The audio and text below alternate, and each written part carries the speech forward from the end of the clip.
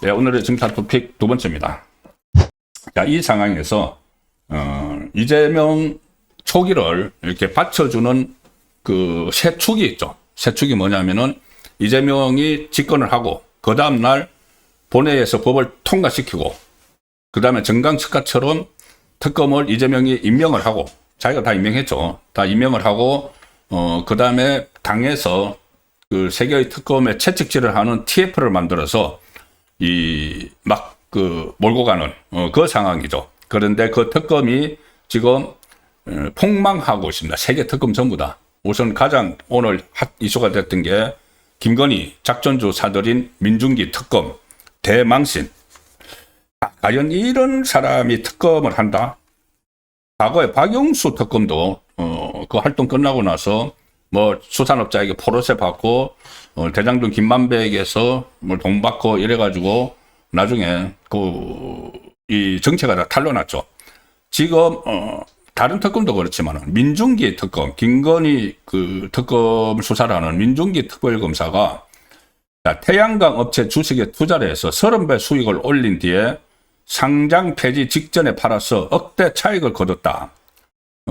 자, 그런데 이게 본인이 이 서울 고법에 있을 때 자기 대전고등학교 서울대 동문이 대표로 있는 이 태양광 테마주 네오세미테크라는 이 주식을 샀습니다. 미상장 주식인데 이것을 샀다가 나중에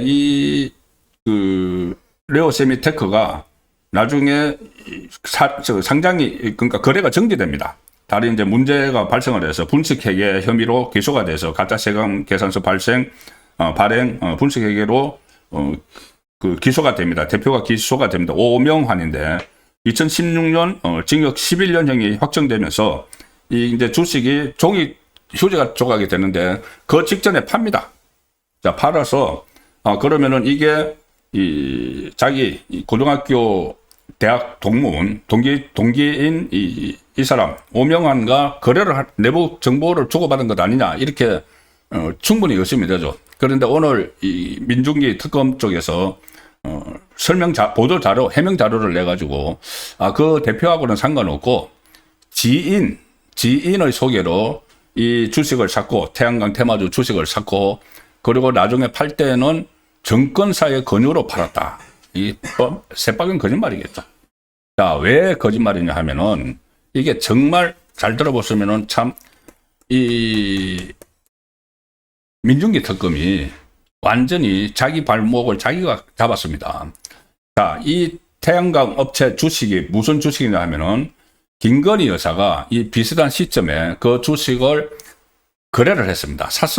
샀는데 그때 주가 조작에 개입을 했느냐 안 했느냐 이게 핵심이었죠. 민중기 특검에서 하는 것도. 그런데 그 주식을 산 것을 가지고 민중기 특검에서 뭐라고 했냐면은 그 태양광 그 테마주는 접근이 어려운 종목이다.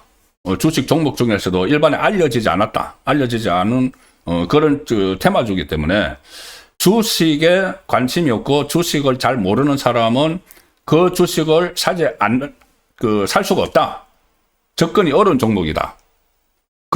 그런데 김건희 여사가 그 주식을 거래를 했기 때문에 김건희 여사는 주식에 대해서 잘 알고 있고 주식 그 시장 같은 것에 대해서 정보 같은 것을 잘 알고 있고 그래서 주식을 잘 알고 있기 때문에 주가 조작에 직접적으로 관여했을 가능성이 크다.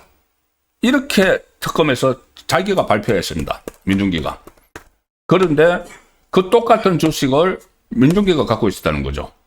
그래서 30배 차익을 남겼다는 겁니다. 1억 5,874만 원의 수익을 냈다. 500만 원어치 처음에 보유를 하고 있다가. 자, 그러면 이 사람은 민중기는 어떻게 거기에 그 주식에 접근을 했을까요? 그런 주식이 있다는 거. 그럼 본인도 주식에 도산가요? 아니면은 자기 대표니까 친구가 자기 그 대표가 그 업체 대표가 자기 친구니까는 내부 거래 비슷한 것을 했을 가능성이 훨씬 높은 거죠.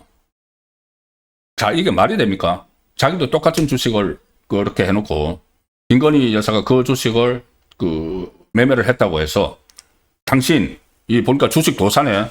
그러니까 주가 조작에 관여를 했을 가능성이 커. 이렇게 했죠.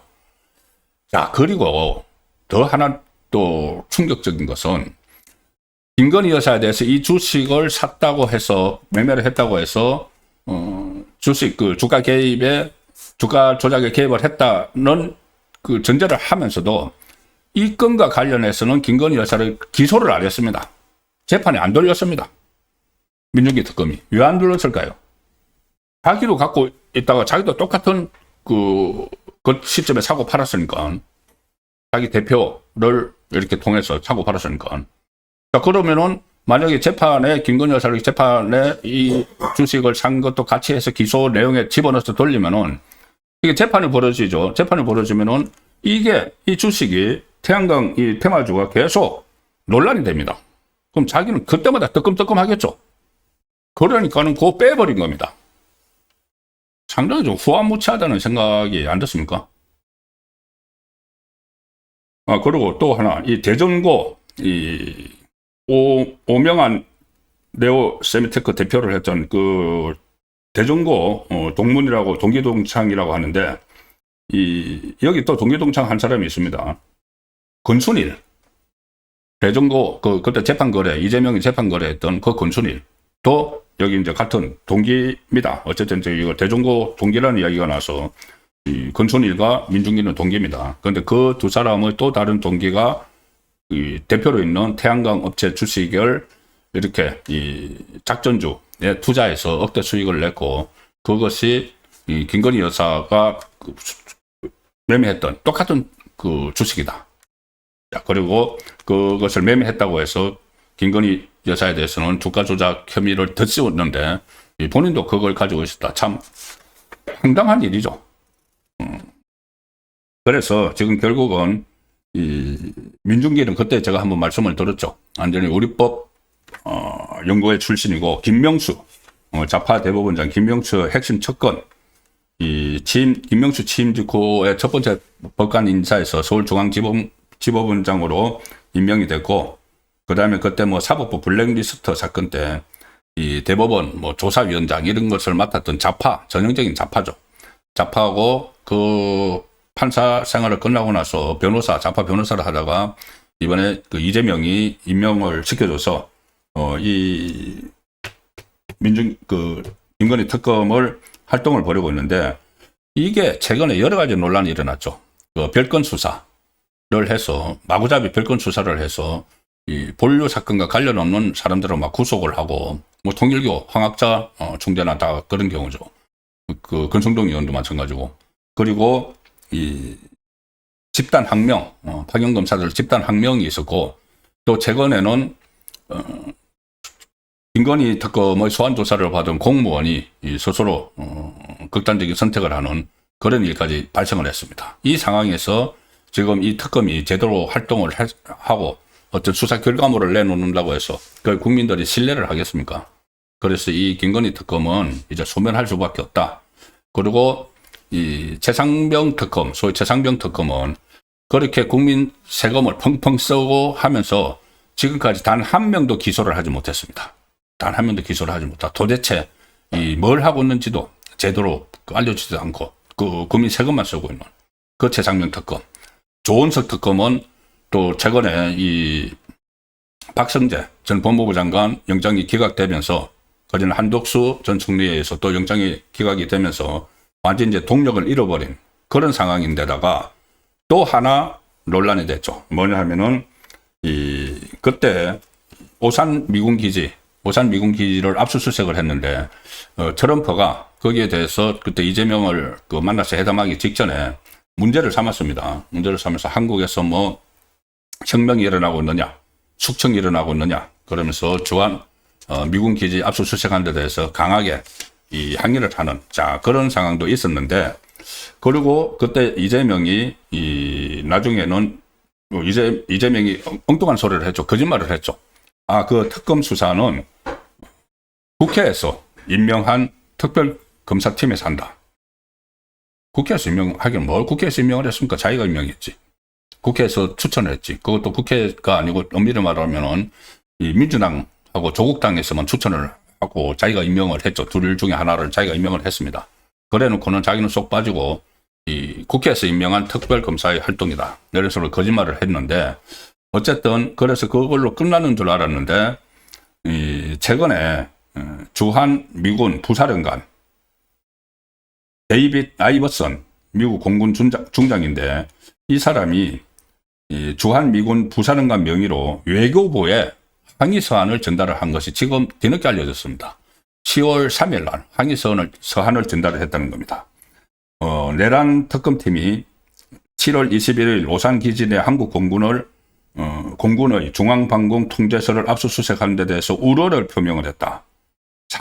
사전 협의 없이 이뤄진 특검의 압수수색이 주한 미군 지휘 협정 소파라고 하죠. 소파 규정에 위배된다. 외부인의 미군 기지 출입 시 미군의 허가 또는 협의가 있었어야 한다. 이렇게 강하게 이제 항의를 하는. 이게 왜 이렇게 뒤늦게 항의를 했을까요? 첫 번째는 이게 이 외교부에 항의를 했다. 이게 중요합니다.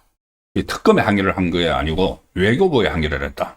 이것은 미국이 이것을 외교 분쟁으로 외교 문제로 보고 있다는 것이죠. 외교 문제로 보고 있고 이게 한미 간세 협상 그 투자와 관련한 협상이 지금 한창 진행이 되고 있는 이 시점에 이 카드를 또 얹은 겁니다.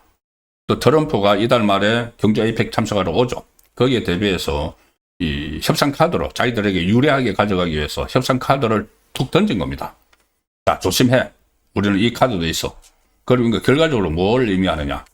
이 정치 보복 그리고 이재명 정권 연장을 유지를 위한 내란 프레임, 내란몰이가 결국은 국익을 해치는 상당히 큰 국익이 걸린 문제죠. 트럼프하고 협상은 국익을 해치는데 사용이 돼버리는 그런 결과를 가지고 올 가능성이 높아졌습니다. 그때 이 오산 공군 기지 관계 이 외환죄 윤석열 전 대통령에 대해서 외환죄를 보겠다고 적용을 해보겠다고 억지로 지금 밀고 들어갔던 거죠. 근데 그것도 지금 여의치 않고 영장도 계속 기각되고 하니까 조은석 특검도 이제 더 이상 활동을 하기가 상당히 어려워졌다. 그렇게 되면은 이 세 개의 특검이 전부 다 한계를 노출을 하고 국민 불신을 받기 시작을 했기 때문에 내란 특검 그리고 김건희 특검, 최상병 특검을 이용해서 내란몰이를 하고 어떤 과거에 문재인 정권 때 했던 적폐몰이처럼 내란몰이를 쭉 이어가려고 하던 그런 시도가 좀 무뎌지고 있다. 지금 결국은 이재명의 뜻대로 되지 않고 있다. 그런 것도 지금 변화되는 큰 상황 변화 중에 하나라고 보시면 됩니다. 오늘 국민의힘이 이것을 또 공론화하기 시작을 했습니다. 이런 식으로 좀 해줘야 되는 겁니다. 장동혁 대표가 민중기 특별검사가 미공개 정보로 주식 투자해서 30배 차익을 봤다. 여기에 대해서 고발을 했습니다. 고발을 하고 또 민중기가 서울고법 부장판사 시절에 미공개 정보로 고법의 부장판사가 어떻게 미공개 정보 자기 친구가 하는 미공개 정보를 어쨌든 막대한 주식 시세 차익을 챙겼는데 이 투자한 종목이 바로 김건희 여사를 압박하기 위해서 특검이 그토록 문제 삼았던 태양광 테마주 네오 세미테크였다. 기가 막힌 이야기입니다. 그리고 또 이게 그때 이 대표가 네오 세미테크 대표가 이 7천여 명의 선량한 서민 투자자가 4천억 원이 넘는 피해를 보도록 그렇게 피해를 입힌 그 사람입니다. 서민들의 고통을 외면한 채 이 자신의 배만 불렸다. 그러니까 어떻게 보면은 좀 극단적으로 표현을 하면은 강도에게 도둑 잡으라고 이렇게 칼을 쥐어준 것 아니냐. 자, 그런 평까지 지금 나오고 있습니다. 거기다가 양평군 공무원 사망사건, 여기도 강압수사, 김건희 특검에서 했죠. 그 의혹이 있죠. 그래서 중업으로 내몰았는데 지금 조서 열람조차 거부하면서 유족의 가슴에 대못을 받고 있다는 말까지 오늘 국회에서 기자간담회에서 다 나오고 있습니다. 어쨌든 이재명의 이 집권 초기 비장의 그 카드처럼 꺼내 들었던 3개의 특검을 일제히 출발시켜서 내란몰이를 하는 이 시도가 지금 어느 정도 자기들은 그래서 성과를 거뒀죠. 그러고 자기들 정권을 지금 유지하는데 계속 써먹어 왔는데 이게 상당히 지금 이런 돌발 변수가 발생을 하면서 무뎌지고 있다. 이것도 전국 흐름을 대전환시키는 큰 변곡점이 되고 있다는 말씀을 드리겠습니다.